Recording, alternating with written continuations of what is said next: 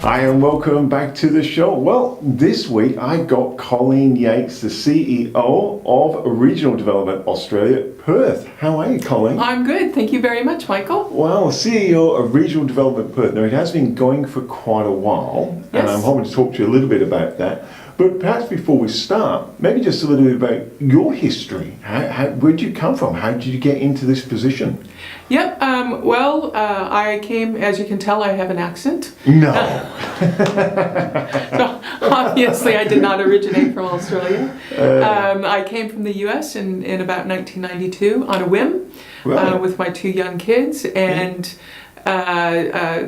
basically my sister's husband or a partner at that time, they had bought some land down in Denmark. So I came, to stay on the land, for about a year. And the hope was that I would enjoy being in Australia and would want to live here because he was working in the States, and he had hoped that once he was done working in the States, that when they moved back here, my sister would have family. Yeah. So I absolutely fell in love with Australia. It's a beautiful place. Denmark is absolutely stunning. It is, isn't it? It's gorgeous down in Denmark. It is. Yeah, I consider Denmark, Western Australia for our overseas viewers. So I decided to start a business and introduced New Mexico chilies to the Australian market. So the jalapenos, the habaneros, all-range chilies. Back in the late 90s, there mustn't have been many. Was there anyone else doing that in WA? Effectively, no. Most of jalapenos were imported from overseas. So chilies weren't a big thing back then. Now they are. Yes. And there's a proliferation of Mexican restaurants, Zambreros. Everybody's doing Mexican. But back in the 90s, there was not a lot. No. So imported the seeds, got them through quarantine, and started growing chilies down in Denmark. Just on that point, importing things, and a lot of business people do watch the channel. Were there any challenges on getting them in, being a seed that's coming into? Yep, there were some challenges. So they had to be tested, and because I was bringing in kilo or actually pound amounts or half a kilo amounts. Yeah. So they had to be sealed. They had to be certain. They had to meet all the requirements to pass quarantine. So. I got them from a very reputable supplier over in New Mexico, and started growing chilies. Wow! And what did you do with that business? Did you sell it? Did you pass it on to somebody else? Yes, I did. I did sell off bits of it, and that was in the 2000s. Basically, because immigration requirements, I needed to actually apply from offshore for my permanent residency, and so. Right. Okay. Yeah. So you have to follow the rules. You certainly do. Yeah. Now, I believe it was about 2013 you joined RDA, was it? So that's correct. 5 years ago. Yep. Wow, 5 years. I know. It's been 5 years. Oh my God. Isn't it amazing when people say that to you, kind of go, it's been that long already? In 2013. I had left the Development Commission in 2013. And saw this ad in the paper for Regional Development Australia Perth, and I thought, that's my job. That's your job. That's my job. So it was interesting because I wanted to apply the art of regional development to a metropolitan area. So it's it's a certain way of getting agreement and collaboration and so forth. And I just thought, what a fantastic challenge. That would be really great. When you read it, what was in it that you went, I can do this, or that's going to be exciting? And you said bringing like regional development into a metropolitan area. Was that the appeal? Was there some other parts in it? That was the appeal. Yeah. Because the Perth metropolitan area has 29 local governments. I had come from a region that had only 5, so I thought, that'll be easy. let's see how this goes. And my intent at that time was to undertake an economic development strategy and infrastructure priorities plan for Perth and for Peel, and align it with the Perth and Peel at 3.5. So worked across the 29 local governments of the Perth region plus the 5 local governments of the Peel region. And we also had a non-disclosure agreement with Department of Planning, basically to be able to work with them and access information to make sure that that we were aligning what they were doing and getting some agreement across the local governments. Cool. I mean, for people watching, I mean, that's a lot of people to be bringing together on the same table and speaking in the same voice to get the same result. As a business person, we have challenges with customers and suppliers and employees. What skill set do you think you brought to RDA, which is attractive, that enabled you to do this? I've had quite a few people ask me recently, you've got a special skill set. And we've been trying to actually define what that is.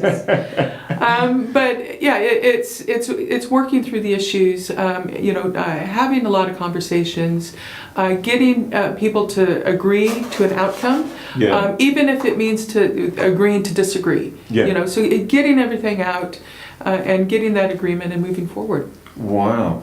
So RDA 2013, what did it look like back then? Where were you actually starting from? Well, RDA Perth, they had, as I understand it, RDA Perth had been shut down in 2011 or 2012. And then there was a change of government, and then it had to be started back up again. And so it was pretty much a fledgling organization. And because the metropolitan area functions differently than the other regions, RDA Perth had to function differently. Right. So, for instance, a number of the other RDAs across the state, they actually provide the function of delivering services into their region. In a metropolitan area, you don't have to do that because there's a lot of services provided. So, what we were basically doing was trying to identify the gaps. So, a mandate was put forward back in 2013-14 that RDAs were to look after economic development, and so that's creating looking at developing new business investment and job growth for those particular regions. So that's what we focused on. We basically looked at how do we do that? How do we take the existing planning? How do we prioritize infrastructure that would drive that investment and job growth? How do you do that? That's a big task. You just do it. Nike, just do it. You just do it. We had brought on some really excellent consultants. I was going to say, did you use outside consultants? Yes. We raised funding from the region, so we raised over $80,000 for that driving change report, and which matched about around the same amount that RDA put into it, and we worked across. We had workshops, we had conversations, it was a 2-year process to actually 3-year process to get that done and to get the agreement. We had a steering committee from across local government and just had that conversation and really nutted out what we needed to do. So in 2016, we launched our driving change report. Yes. And in it, there were what we called nation building activities, and then some regionally significant activities. So the nation building, for instance, was the new port at Kwinana. That was our #1 priority. That needed to happen. That's a huge project. It's the benefits that are going to spin off that, for obviously years, it's a new port in what we call the outer harbour development, but massive financial and economic implications, setting us for the next 100 and odd years plus, surely. Yeah, it's I think one of the biggest, most strategic economic development opportunities for the state, because especially with Western Australia, as the Asian Pacific region grows, where most of the population is, trade's going to increase, ships are going to get bigger, there's a whole range of things that need to be looked at. And we're right on the main shipping lane, aren't we, that comes through like from China all the way down. We're on a prime location. We're at a prime location, but interestingly enough, we're not the main location for shipping in and out of Australia.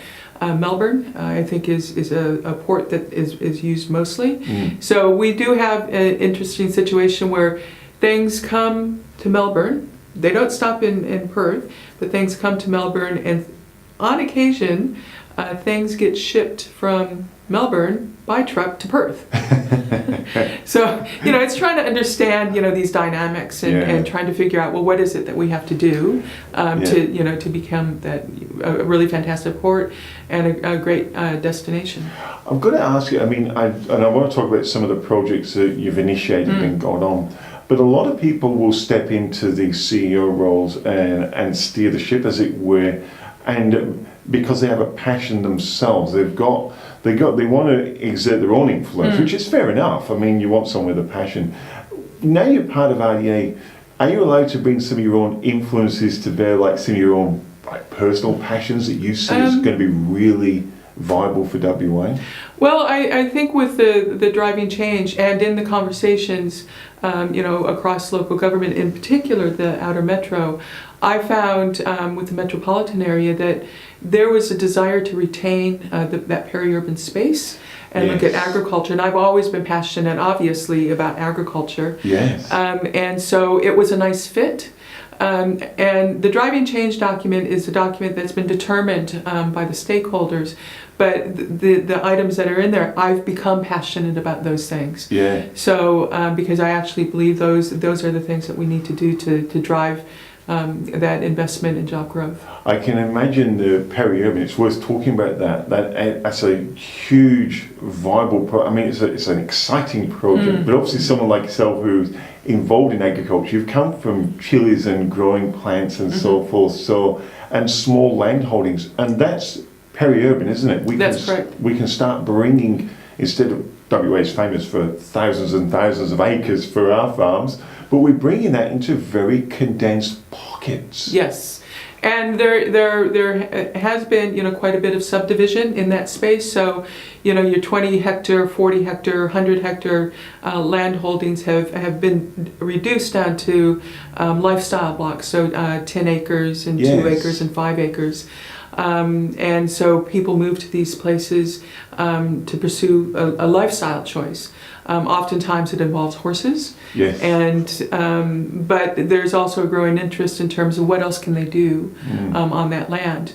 Now, being a small property owner, in terms of volumes that you can produce, it's not really for the likes of the Coles and the Woolies. So.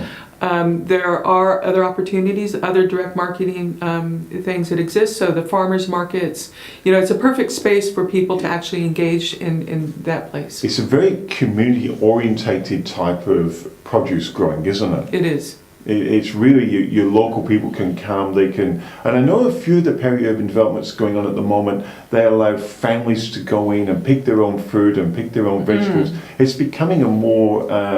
the organic is not the type of growing, but very tactile. Yeah, it is, and to be able to go shopping in the region, and pick your own produce is a great thing. It teaches kids as well. Where does the produce come from? Rather than going to Coles and asking the checkout chick, "Is this apple going to get any bigger?" Yes, we've seen a few of that, haven't we? Yeah. And kids at school actually don't understand what fruit and vegetables are, or they can't even name them. Yeah. So. So I think it's important, to retain that particular area, but it also allows, people to create businesses, to employ, and to do a whole range of things. So it's really fantastic. And I found out not too long ago, interesting farmer. There's a woman she grows bugs, edible bugs. She's got a small land holding, and she, as I understand it, she was trying to figure out, well, what can I produce on the small land holding to, have a big market? Yeah. And so insects. Really? She produces insects, And edible insects. Edible insects, yes. Okay, so what kind of insects is she growing? I'm not quite sure. That's as far as I'm aware of what she does. But, yes. but I'm sure if anybody Googles her, they can find this woman who's growing insects to eat. Look, if you go protein. if you go to the Asian countries, they eat insects all the time. Yeah. And I do know they're making their way onto the menus here in Perth. People are discovering them and going, hey, you know what, this is quite good. I'm not quite sure if I'm brave enough yet, to be chewing down on, some crickets or whatever. But grasshopper shish kebab's not on the menu for the weekend. No. I do like Skippy on a stick. So I love emu, but I haven't gone down toward the bugs yet. The peri-urban is very exciting, and it kind of is leading to even smaller greening of the urban areas. And you've been talking to people in, is it biophilics? Is that the correct term for it? Yep. We've had somebody come onto the show, Jana Soderlund. She got a doctorate in studying biophilics, and that's basically greening up the urban form. So it's not quite the peri-urban, which is the land, lifestyle land holdings. It's actually bringing the green, the green space into the urban areas. So designing buildings, having green roofs, doing a whole range of things along those lines, which Perth needs to do because it's getting hotter. We are affected by climate change, and so if we could implement some of these strategies into our urban form, we could actually reduce some of the costs in terms of energy consumption and the whole bit. Yeah, it just seems like that is kind of this blend. We've got the peri-urban and then the greening still continuing but into the cityscape. And look, Perth's ideal. We've got a beautiful river. We get great weather. We get plenty of rainfall in the actual city centre. Maybe some of our farmers would like our rainfall. That's in the thing.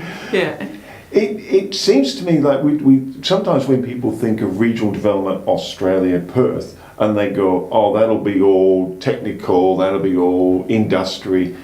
But there's this huge push to combine the environment with what is going on. It's almost going to change the look of the landscape of the Perth area. Yeah, I think that would be really fantastic. And also, you can actually bring that peri-urban bit into that biophilic greening. So there's been a lot of talk in some areas about streetscapes in residential areas of planting fruit trees and food plants, rather than just grass and deciduous trees and the whole bit. So there are opportunities to actually bring that into the urban form. And I do know some communities that are doing that. And I think from that also comes the community gardens, so a number of people are doing that. And I know I belong to a social media site called Frio Food. And so people share ideas, thoughts, what they grow in their backyard with each other, through social media. So it's really fantastic. I think there's a big interest in this area. It is. I live in the northern suburbs, and one of our parks, rather than just planting a normal tree, they actually planted olive trees. Oh, wow. So does somebody pick the olives and make olive oil? Oh, yes. We all go down there. There's a whole community goes down and picks olives and washes the olives and prepares them. And it has changed it from just being a beautiful tree that greens the park into something, as you said, it's now providing food within. And that's got to be a great community. I mean, you get to know your neighbors that way. Oh, you do when you're fighting over the right tree. That's my tree. That's my olive. You're always fighting for the best ones. So we've gone through that. The diversity of a CEO in a position like yours is enormous, because we've gone from that to even talking about defence. Yes. How do you switch gears?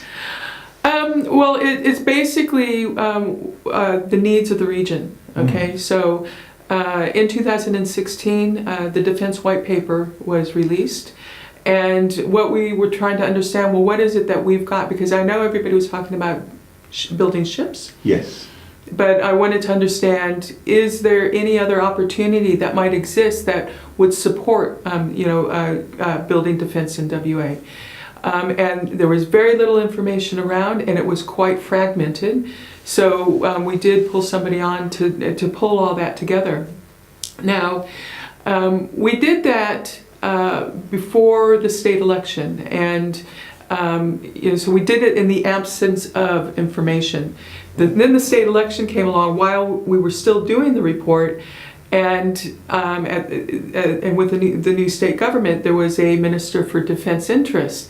And so we ran into this really funny space where we went from one government to another government, went from a void to a lot of activity.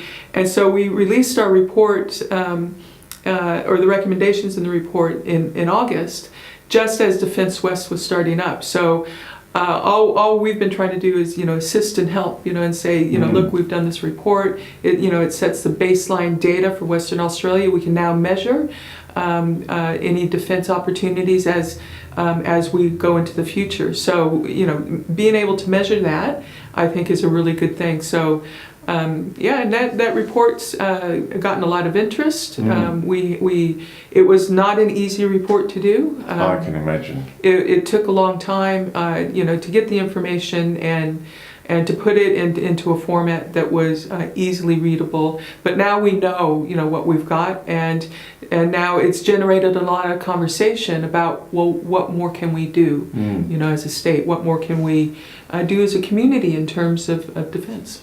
And it goes beyond that. I was looking at some of the work you've been doing, and it's even supporting groups that are getting small industries to help them win contracts with military suppliers. So, a little business may not be able to go direct to the military itself, but you're supporting those groups that build those bridges to the bigger companies so they can get the little subcontracts.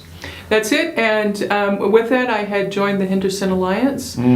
So that's a grouping of small to medium enterprises, or SMEs. Yeah. And a little while ago, I think, gosh, time flies so quickly. It does. I think it was 2 months ago, we actually brought together the SMEs, the primes, and the primes are the bigger companies like Austal, CivMec, who actually get the contracts. Yes.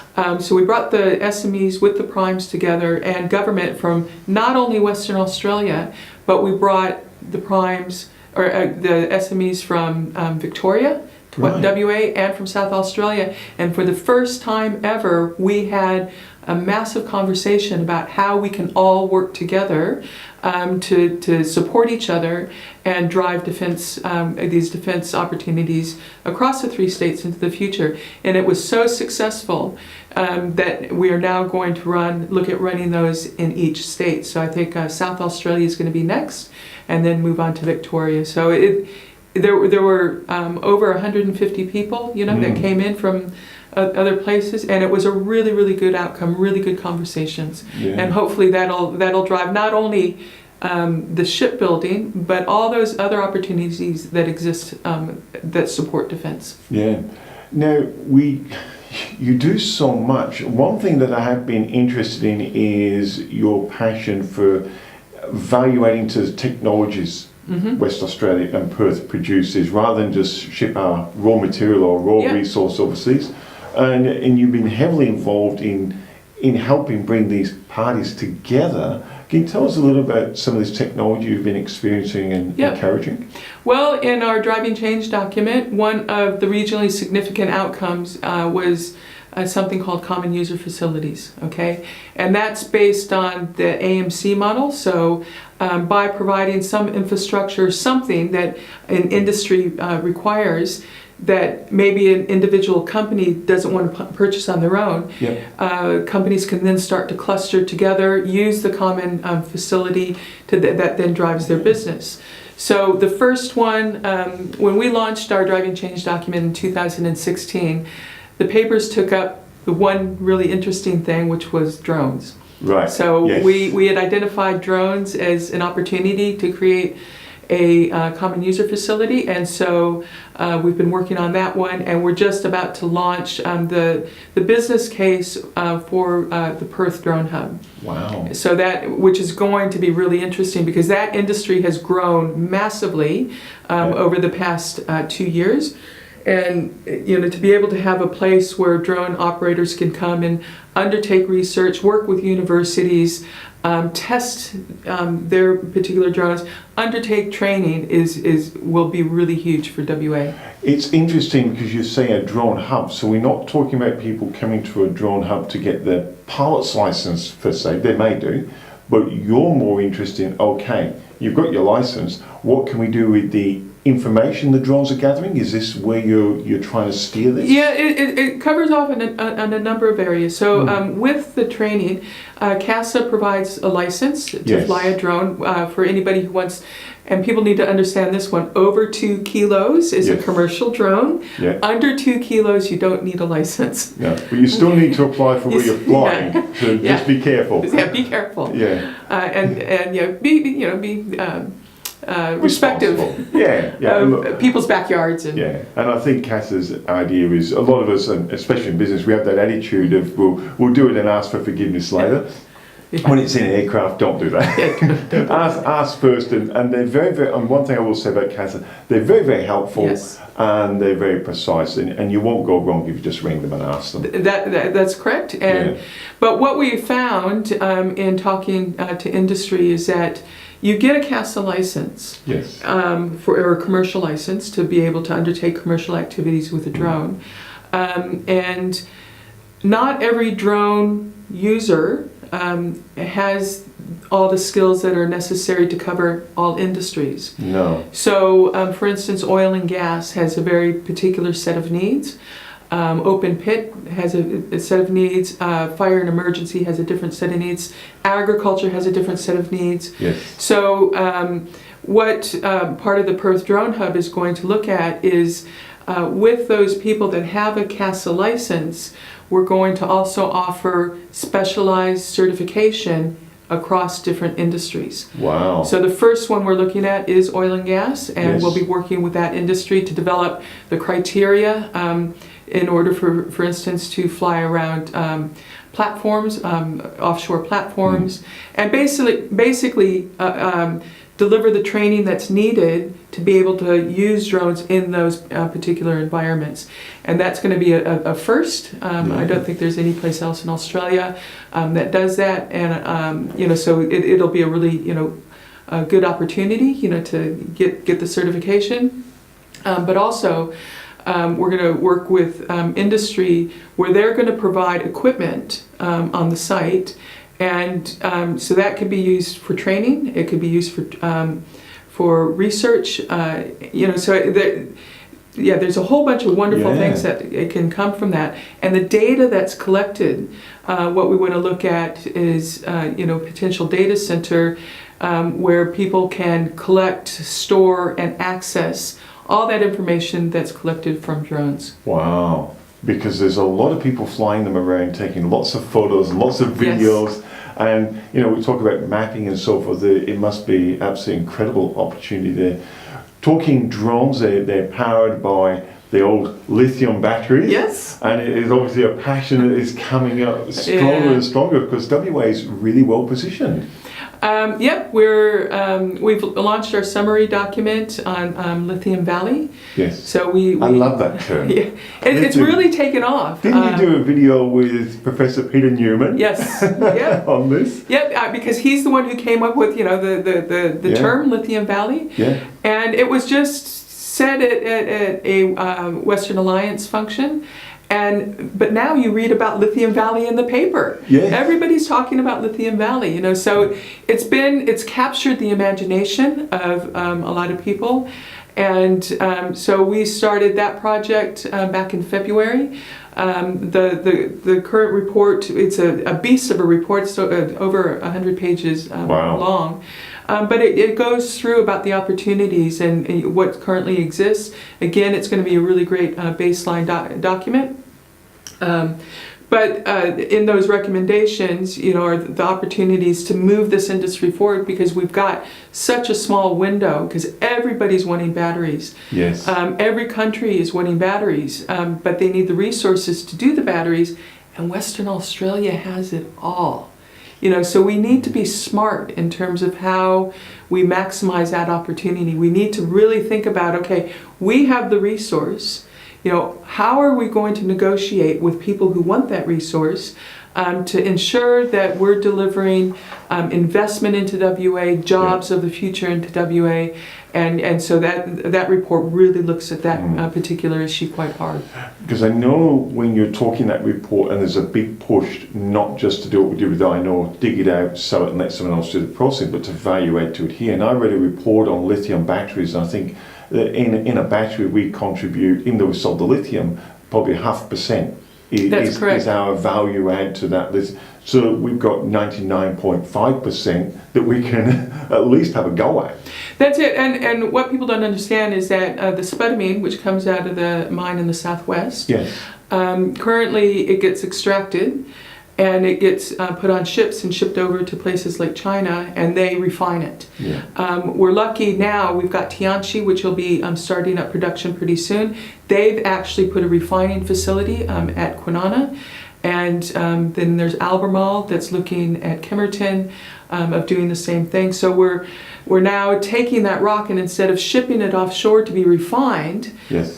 we're looking at refining it here, and that's an absolutely fantastic step, but we need to take it further. Yeah. And out of the top 4 refining companies, we now have 3 of them here in WA. Wow. So This is exciting. it's very exciting. But we need to take it through to the batteries and Yes. those opportunities. And we've got it all. It's just negotiating, how we make that work. Now you just mentioned taking it through to the batteries, and I know there's a conversation that's going on at the moment of how do we actually take the batteries back and then pull them up, because that is in itself can be a lithium mine that we can just have in there. Yep, the lithium is 100% recyclable. Wow. So, you've got, for instance, there's 8 grams of lithium per cell phone. There's 4.7 billion cell phones, or in 2017 there was 4.7. So, that equates to quite a bit of tonnage. Yeah, I can't do the maths, but that's a lot of time. It's a lot, and you know how everybody buys, they get a phone, and then they want the latest one, right? So people are changing phones over. What do they do with their old phones? I know that, there are drop-off points where people can turn their phones in, but I don't think it's been about extracting the lithium out of the phones, right? And I'm just using the phone as an example, Yes.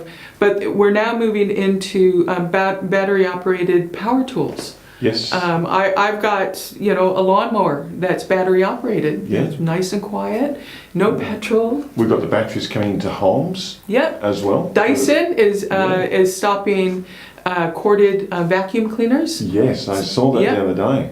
So we're moving quite rapidly into this battery space. EVs, or electric vehicles, that is the big one that's going to be driving this industry probably about 2025, where we've got, there's 45 to 65 kilos of lithium in a Tesla vehicle. And then you look at BMW, you look at all the companies that are wanting to do that. That is a lot of lithium. So if we're going into that space, we need to think responsibly about, what are we going to do when the batteries, don't work anymore, or they need to be changed over. Yes. So we need to look at recycling of that lithium and also the other elements that exist within those batteries. And I think Western Australia is really well geared to look at that space. We've got a fantastic port at Oakajee in Geraldton, and if we think smart and we think strategically and we think long term, we can put a facility there that can take all of the Indo-Pacific e-waste and recycle it, because batteries are actually becoming a bit dangerous in landfill, because if they get crushed, they can explode. Yes. I don't know if people have been paying attention. You go on a plane now, and you're told do not extract your phone from your seat if it drops down the side, because they're worried that if somebody moves the seat, it'll get crushed and might cause a problem. So. Right. Yeah, lithium's great, but we also need to think of the whole cycle. One thing I did pick up, and this is I think from your conversation you had with Professor Peter Newman, and the talking with utility companies, because obviously electricity is coming in, and they resisted it initially because they could see, well, hold on, we don't produce power, but you were talking to them about there's actually, and what you're doing in Perth is looking at the utilities, and they're going to manage, because people just can't manage their own power. They can collect it. Yeah. But this is whole peri-urban greening, turn it into an electric, clean city. You've got some really exciting stuff going on. Yeah, and what's really fantastic is the state government has really taken up the lithium argument, and really happy about that. We did bring Tesla over from from the U.S. That was a big one. We got the Consulate General for the U.S. to actually host a cocktail function, and we were told that that was the first function they ever had that had that many replies in terms of people wanting to attend. Yeah. And so much so that they had to move the function from inside to outside. And luckily, it was a great night, so it was really fantastic. So, and Tesla's done a really great job in terms of getting that message across that this is the next big wave. You know, this is where we're going. This is what we need to be doing. And you know, thankfully, the state government's been listening, and you know, they've just established a task force, you know, to drive this forward. So I think what's exciting about this push as well is it is stemming into our education as well. We need higher skilled workers, don't we, to actually operate and process lithium and do all the things around it. So it's going to really help with our educational standards here and also our employment here. Yeah, this is known as the fourth or Industry 4.0. Right. So the last industry we've had is about the digitization of things, but now we're moving in, you know, to this automation, batteries. You know, it's a whole new world we're moving into. And people get afraid, you know, like, oh, well, automation, it's going to take away jobs. No, it's not going to. It's going to create new, different jobs with new, different skills. And I always like to use the analogy of the typewriter. When the computer came along, everybody thought all those people who were doing all in the typing rooms that they were all going to lose their job. No, more jobs were created. You know, so we're on the same at the same point with Industry 4.0. The jobs are going to change, and at the end of the day, automation is based on an operating system. Yes. Okay, and operating systems need people to manage and run them. And work with them and fix them, and you know, so it's a whole range of things that will be coming forward, and a whole range of really interesting new jobs. And my grandson, he's 3 years old, and he, my daughter gives him her phone, and I watch him manipulate this phone, and I'm just sitting there going, oh my God, 3 years old.